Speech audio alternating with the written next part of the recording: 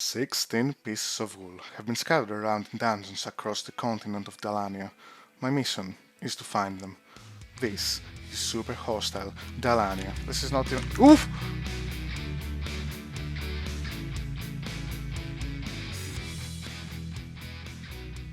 Our expedition in this world starts off just south of the main continent on an island called the Southern Lands.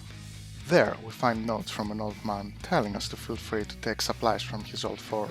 Just not trust the place. I can't tell you why people arrive here, but they do. Use what you can from this old fort, but try not to trust the place too much or hog every stack of supplies. Sure, I will not hog all stacks of supplies. After saying that, I broke the info board and started going inside the fort to hog all stacks of supplies. Inside, I found an altar to change my class. I chose Barbarian because Barbarians can resist damage, and I don't want to be damaged. I think I'm gonna go with Barbarian actually, because Barbarians gain resistance. Yes, Barbarians gain resistance, and we are going to need to resist a lot of damage coming from a lot of places. Moving on, I find another note from the old man, telling us about the old ruins of a dungeon somewhere in the mountains. A good place to get some early XP. Oh yeah, water is a thing in this. Oh, I completely forgot about this, so we need to be careful of our thirst. Ooh, torch. Up to that point, I had completely forgotten about the mods that make this already hard world even harder. I made a wooden pickaxe and started mining away at the wall of the house. Then, I made a stone pickaxe, and when I tried to use it, there's requirements.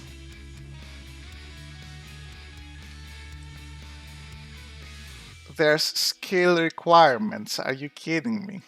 Yes, that is right, we need to use XP points to level up different categories in order to use better tools.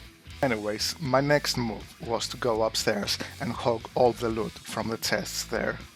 With all the loot acquired, I remember the note from the old man saying we can make stone armor. I tried making it with cobblestone at first, but then that didn't work, so I looked up the recipe and saw that I needed smooth stone. While looking for the recipe, I also saw we can make a stone rapier. With that, I started preparing for the expedition off to the ruins of the dungeon on the mountain. Okay, so let's explore those ruins on the mountains. And so it began, the first time I left the tutorial zone, heading towards the mountain. What's this? It's just snowed in dirt. That's snowed in dirt. Did the snow just fall? Yes, it did. I was very happy to see that, and I spent a few seconds there playing with it. This is amazing! This is the best mod ever! The road to the ruins wasn't a particularly interesting one, and I found myself in front of its entrance without much hassle. Just to the left of the entrance, though, there was another cave, so I went to explore that first, the guardian of the hidden passage. A single zombie. Other than the zombie, however, this is where I got reminded of what super hostile is. Heart crystal, okay. This is not even. Oof! Ah. I see. Floating gravel, the oldest trick in the book. I fell into the unknown and I was forced to fight a banshee. Thankfully, banshees aren't that powerful. Yet. It's a super hostile dungeons. You need to take them slow. And I'm assuming this is the intended main entrance. Having said that, I dug myself out of the watery hole and I went through the main entrance. Before doing that though, I started digging into the wall, making a small little forward operating base. With the base set up, I sat down on my bed and reset my spawn point. Then, the next day, I started heading back into the cave. This time, the guardian of the cave was a haunted pickaxe. Oh, and it drops the tool. Nice. With the pickaxe out of the way, I went down the staircase I dug to get up. Then, I went into the water, and what I found there amazed me.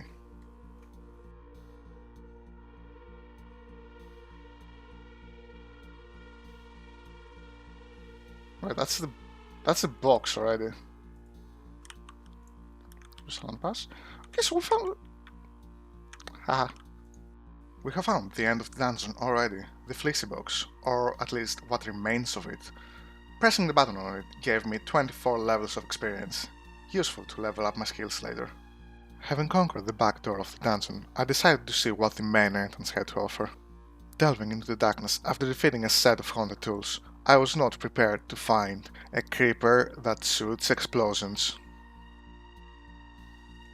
Nope. Creeper that just... Wait. If you shoot TNT, that means you have no close range. With the creeper defeated, we were free to explore deeper into the dungeon. I saw a door-looking thing and I went in it, leading me to a corridor. To the left, a dead end. To the right, a bunch of unknown mobs, strong enough or unknown enough to spook me and get me out of there. You know what? We got what we came for, and I'm very happy to just get out. And with that, I started heading back to the Old Man's Ford in order to make preparations to leave the cradle that is the Southern Lands. You want some bread?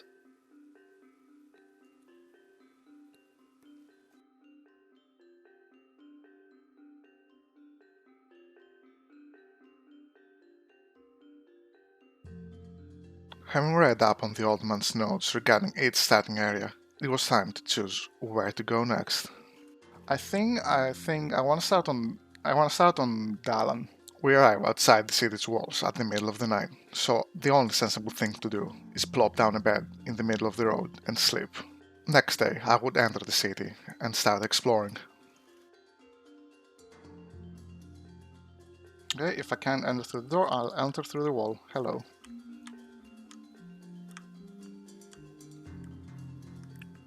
Spooky sounds.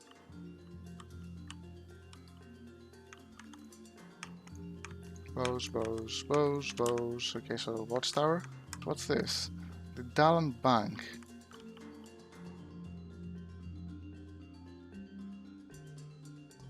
Whoo!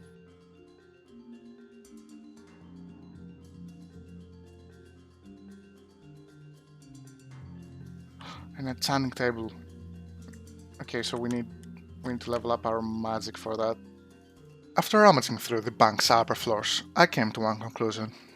Okay, so this probably will be our base of operations for this region of the map at least.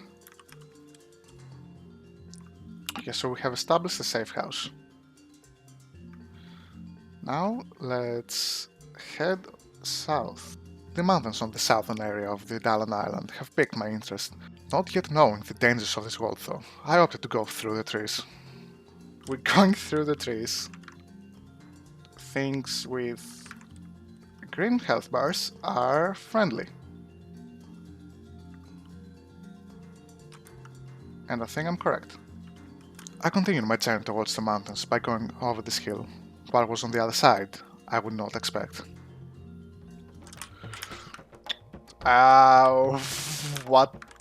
What are you? A group of barracoas. A sight I would come to become very familiar with in my ventures across Dalania. You're not too powerful for me to handle. But seriously, what are you?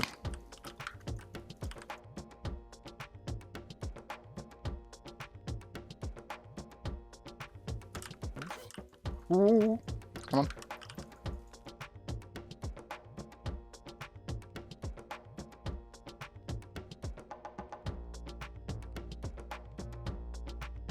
This is the part where I would say something along the lines of, with the Barracoa defeated, we were free to continue our journey towards the mountain.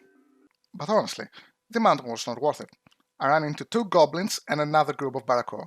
That's it. That's the entire mountain. Mountains. Oh, that's more Barracoas? Barracuanas. Okay, so they may be called Barracuanas. But this is audio take number 147. And I'm not going back to fix it. Whoa there. Wow there. Which one of you did that? Why are you so much better than the other group? Okay. Maybe calling the Barracoas has angered this particular group. I'm still not going to fix it. This is take 156, by the way. Think you can beat me? Oh no. Okay, it's dead now. This group of Paracoanas, aha, I remember this time, was not enough to sate my bloodthirst. I saw another one in the area. I did see another group of Paracoas over here, Paracoanas. They have weird names. As soon as I spotted them, I initiated the fight.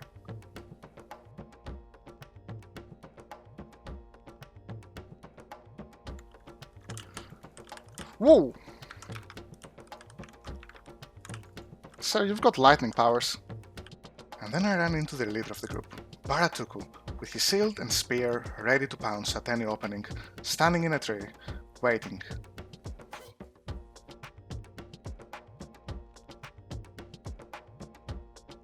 We need to settle this somehow. We do not. With his shield raised and his group destroyed, Baratuku still stands at that tree to this day. So I went back to the town and called it a night. I was quite thirsty from my day in the mountain, so I tried some sewer water. Can I just fill this up with sewer water? I sure can. Oh, that was terrible, but I love it. The next morning, I was ready for a new day of adventuring. First things first, I checked the sewer canal to see where the water I drank last night came from. I then headed north towards the under-construction castle near the bridge leading to the north of the island. I decided to check the windmill out front first. Everything seemed to be in place. The villagers were working, and there was a troll in the attic. Why is there an orc in there? Actually, there were two.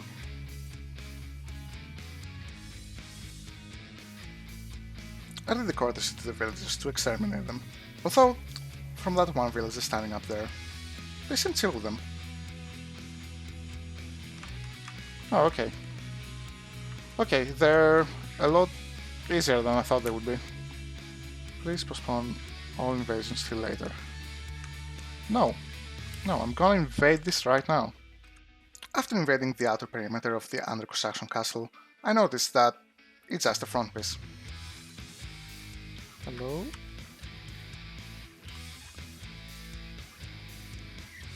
Okay, so this is just decoration. I searched for loot in the scaffolding, inside the walls. This is all solid, isn't it? I found another pair of trolls inside one of the towers. I even scaled to the top of the castle, but there was no loot to be found anywhere, so I set my eyes elsewhere. Okay, and we are basically free to move on to the main continent. So heading straight north, we would reach the ruins of Dalania. There was one thing that I did not consider. The fact that the ruins of Dalania are located in savanna biome, and savanna biomes are hot. Well, also seem to be very hot.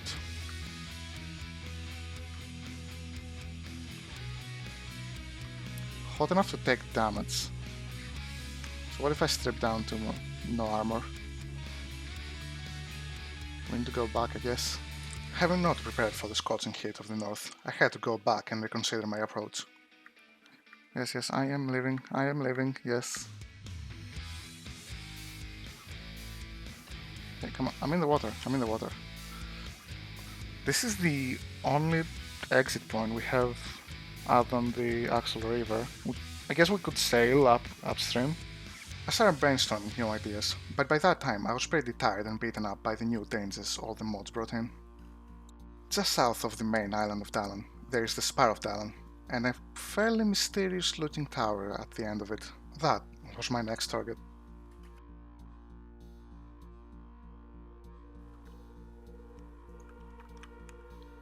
Ooh, this is spooky. This is spooky. This is spooky. I don't like this. I don't like this. I don't like this. Turns out, the mysterious looting tower was just a teleportation zone. One gold block to teleport us to places.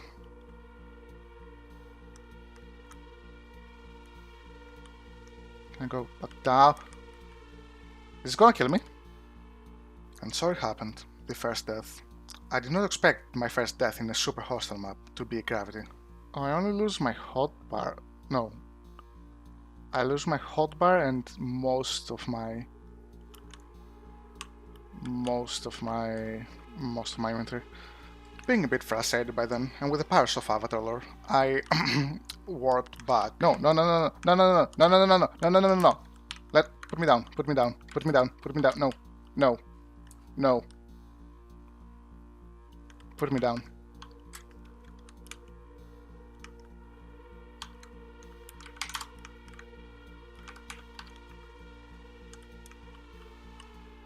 I hate this. I hate this place. No!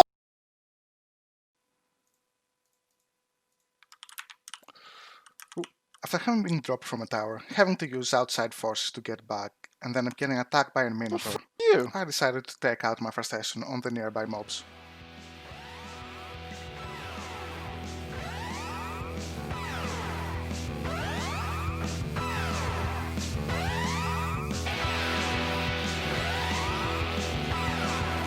What are you?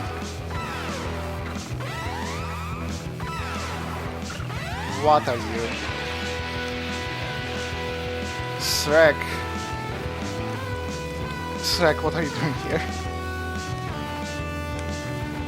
What is that thing? Trollager. Something tells me I don't wanna get hit by that directly.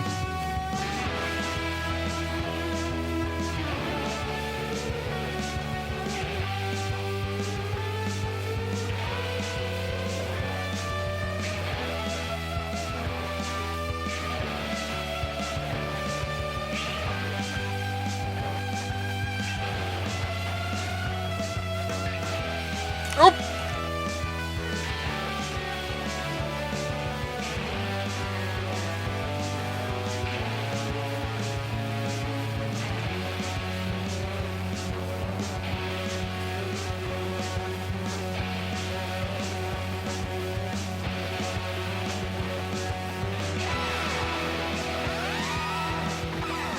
The slaughter lasted too long.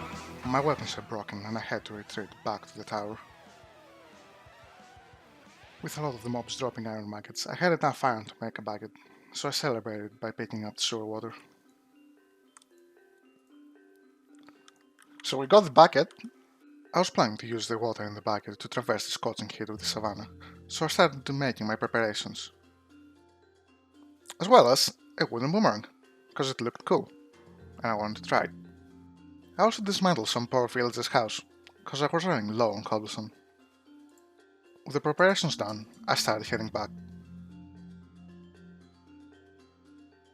This time, I came prepared. I had a water bucket that I would use to douse myself with water every time I started to overheat.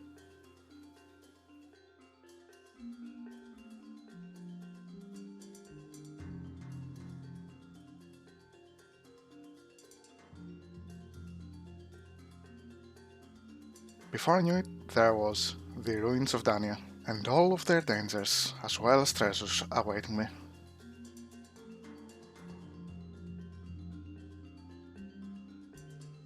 Overheating was still a frequent issue, so I had to take breaks to douse myself in water. Of course, that wasn't the only reason I brought water with me.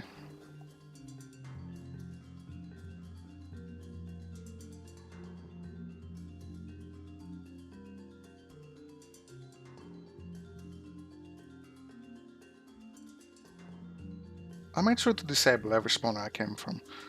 The daylight did the job for now, but when at nighttime, mobs would start to come out. Or so I thought, until I caught the glimpse of a zombie running right towards me.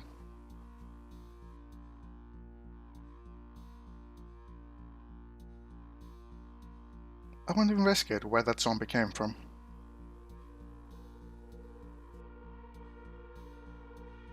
I cleared out the bottom floor, but 2 more zombies came from upstairs.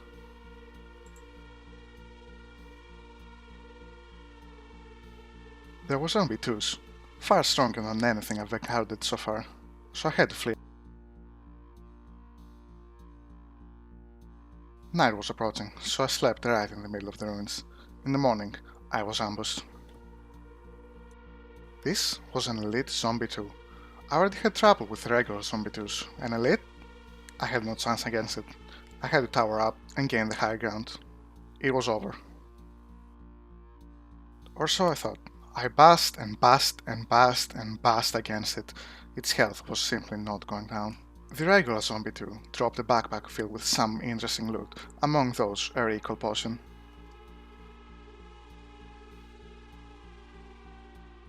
With some newfound mobility from the red balloon, I made a run for it. I decided to go back to the house where it all started, see if I can disable the spawner.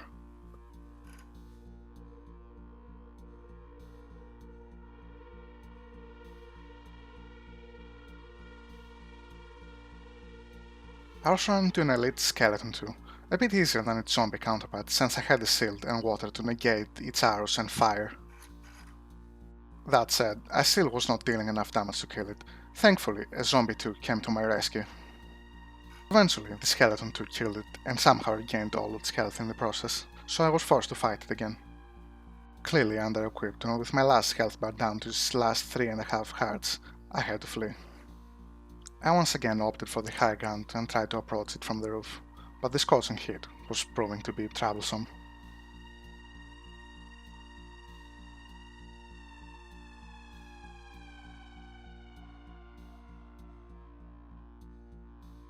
I broke through the roof and used water to go back to the second floor, ready for round 2.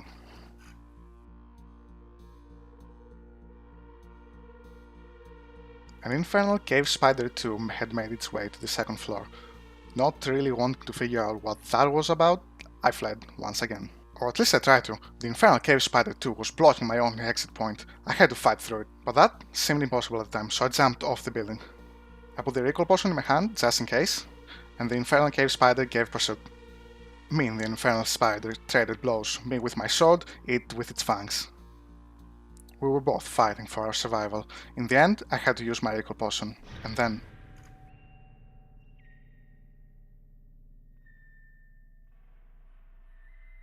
nothing. An endless void stretching to infinity. There was nowhere to go, nothing to see, nothing to feel. I felt my consciousness slipping away.